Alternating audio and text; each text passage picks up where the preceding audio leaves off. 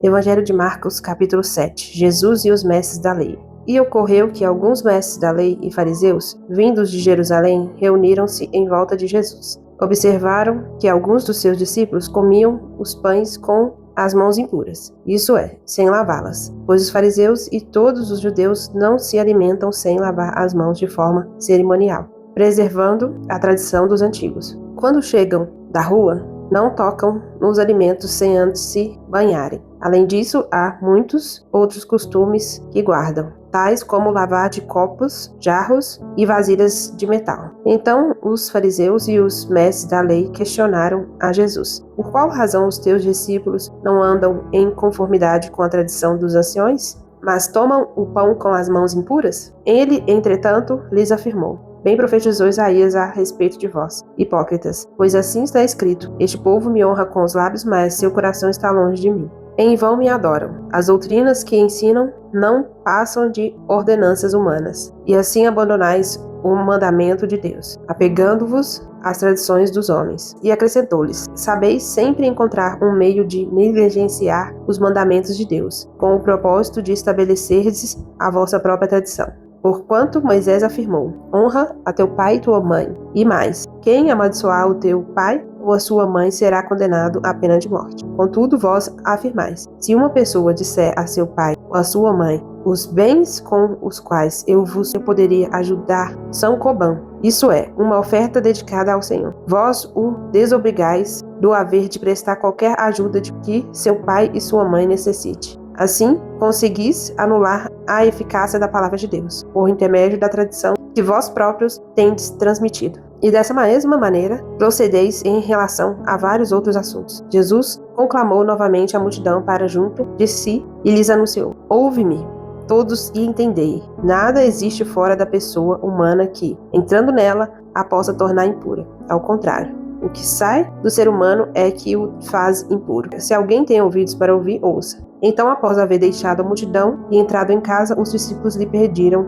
uma explanação sobre aquela parábola, ao que ele lhes declarou: ora, pois nem vós tendes tal entendimento? Não conseguis compreender que nada que entre no homem tem o poder de torná-lo impuro? Porque efetivamente não entra em seu coração, mas sim em seu estômago, sendo digerido e depois expelido. Ao fazer essa afirmação, Jesus proclamava puros todos os alimentos. E disse mais: o que sai do ser humano é o que torna impuro, pois é de dentro do coração dos homens que procedem os maus pensamentos, as imoralidades sexuais, os furtos, os homicídios, os adultérios, as ambições desmedidas, as maldades, o engano, a devassidão, a inveja, a difamação, a arrogância e a insensatez. Ora, todos esses males procedem do interior, contaminam a pessoa humana e a tornam impura. Uma gentia manifesta sua fé. Então partiu Jesus daquele lugar e foi para os arredores de Tiro e de Sidom. Entrou em uma casa e desejava que ninguém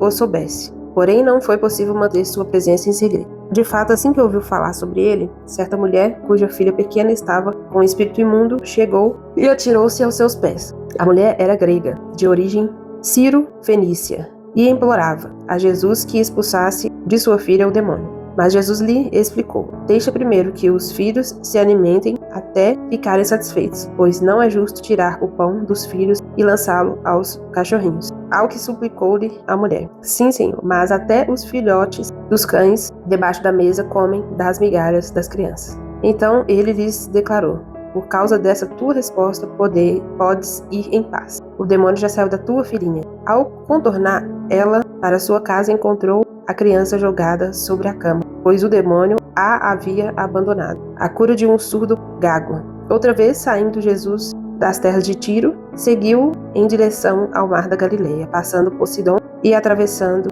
a região de Decápolis.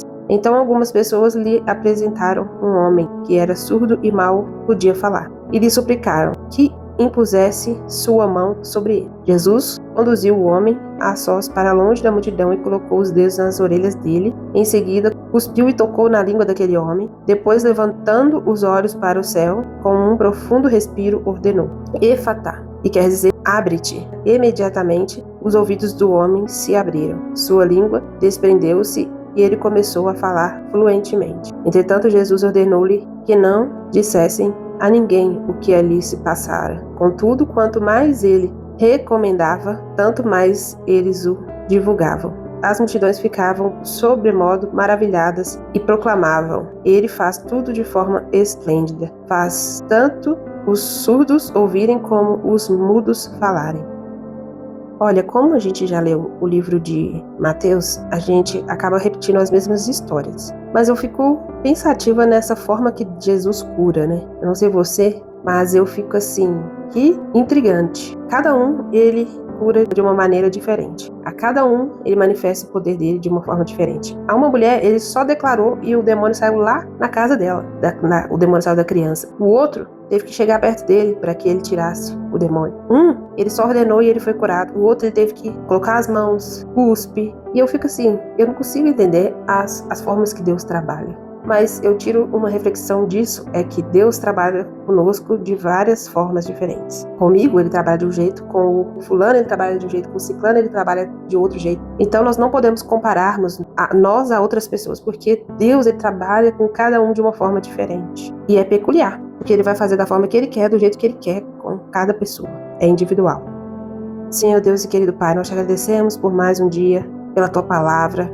É maravilhoso ver aquilo que o Senhor fazia, os milagres que o Senhor operava. É maravilhoso ver que o Senhor tinha tanta compaixão das pessoas. A cada um o Senhor parava e eu fico só pensando tanto que o Senhor se cansava nessas trajetórias, mas o Senhor mesmo assim parava e atendia a necessidade de cada um. E hoje não é diferente. O Senhor para e atende a necessidade de cada um de nós. Porque são necessidades diferentes e o Senhor trabalha com cada um de forma diferente. Então, nesse dia de hoje, eu peço a Ti, Deus, que o Senhor nos ajude a não compararmos com outras pessoas, que nós não venhamos cair nessa cilada de comparação, porque um foi assim, o outro foi do outro jeito. Nós não vamos cair nessa, porque o Senhor sempre foi assim. O Senhor opera de diferentes formas, no tempo diferente. Cada um tem o seu. Então, que nós não venhamos querer entender, mas que nós venhamos querer crer e respeitar a vontade do Senhor, sabendo que ela é boa, perfeita e agradável. Porque nós te pedimos que o Senhor traga descanso. O Senhor traga descanso às nossas vidas, aos nossos corações, para entender que no momento certo, do jeito certo, o Senhor vai operar em nossas vidas e com o nosso próximo vai ser